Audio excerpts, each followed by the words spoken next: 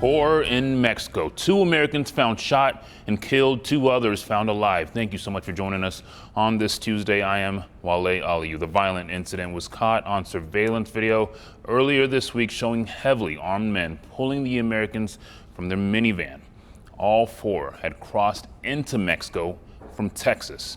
The frightening crime hitting close to home. My co-anchor Kimberly Hunt is live at the San Ysidro port of entry, where she is taking a closer look at violence south of the border involving foreign visitors. We will check back in with her in just a moment. Stay with us, but we begin our coverage with ABC's Em Nguyen.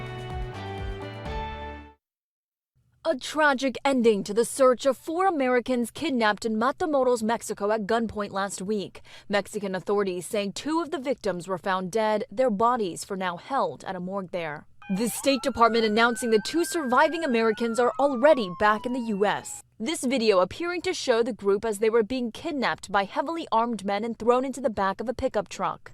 The 4 Americans have been identified as Shaeed Woodward, Latavia Tay McGee, Zindel Brown, and Eric Williams. McGee's mother, who previously said her daughter went to Mexico for a cosmetic medical procedure, telling ABC News in a phone call that the FBI informed her daughter is one of the survivors. I had to hold my heart. I said, I'm so appreciated.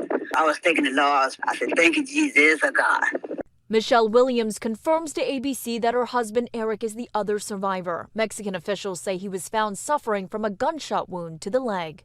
U.S. officials say gunmen began shooting at the group's minivan, which had North Carolina plates, then kidnapped the people inside. One Mexican bystander was also killed. This part of Mexico is a place Americans are warned not to travel to. This is considered by the State Department a level 4, which says that's what Afghanistan is a level 4, that these are not places that any American should be going.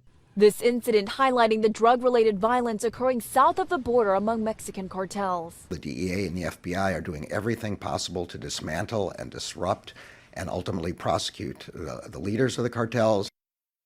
Mexican authorities say at least 1 person has been arrested in connection to the kidnapping, adding the bodies of the 2 killed Americans will be transferred to the U.S. later today. Em Nguyen, ABC News, Washington. And we are taking an in-depth look at this story. San Diego is a binational city that shares much with our neighbors to the south. That includes the good and, yes, sometimes the bad. My co-anchor Kimberly Hunt is down by the border with a closer look at this weekend's violence. Kim.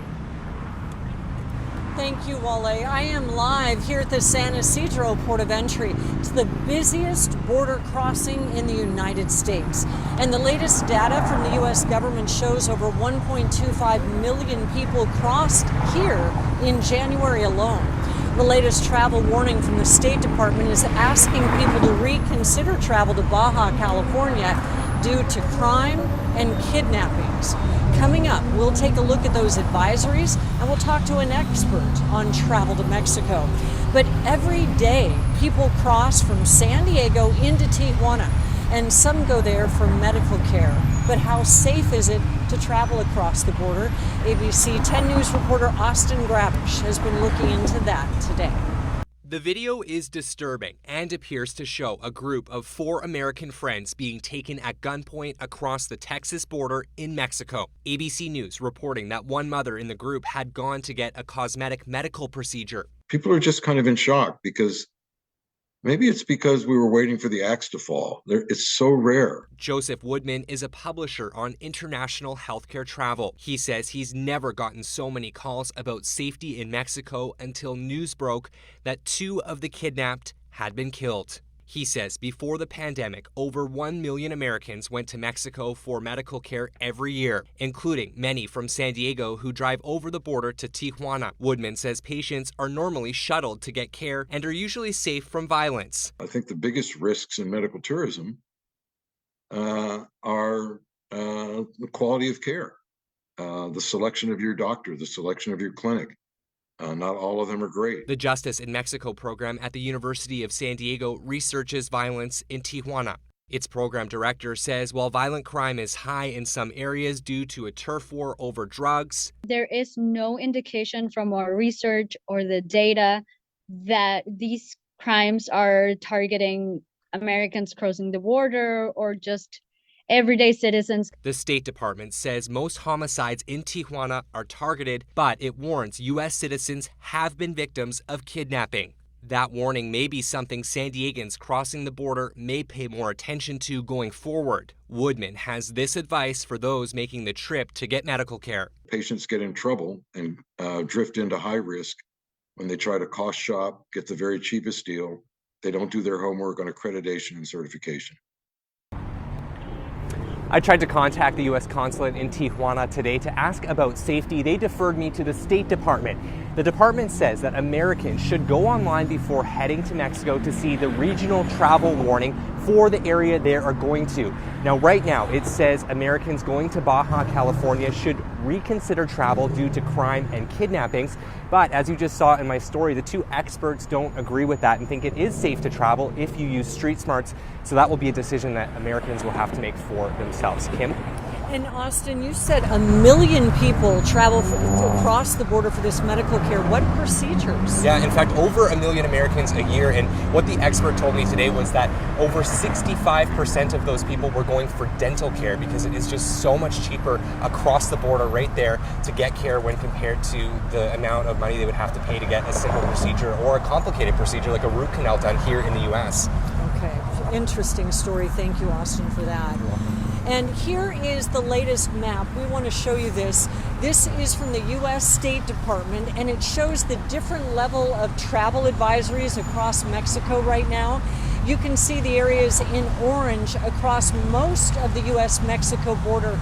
In those areas, Americans are asked to reconsider travel due to crime and kidnapping.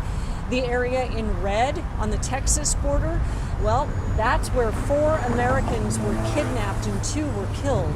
Americans are advised to not travel there, also due to crime and kidnappings. And while this story is sure to bring pause to some traveling to Mexico, we do want to put it into context. We spoke with Ev Mead, the director of the peace-building group Proceso Pacifico, and he acknowledges an increase in violence in places such as Tijuana, but says it largely doesn't affect tourists. More than 40 million foreign visitors go to Mexico every year. There are very, very few incidents of violence against them. We're talking about violence in Mexico. There's a lot of data that shows there's a really, a critical situation with regard to violence in Mexico, particularly the last 5 years, and definitely for the last 15 over a little bit longer haul.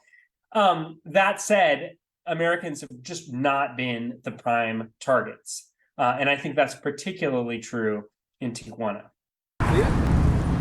We've got much more on this subject. In fact, coming up at 5:30, we're going to take a look back at one of the cartel's previous tactics involving fake checkpoints south of the border.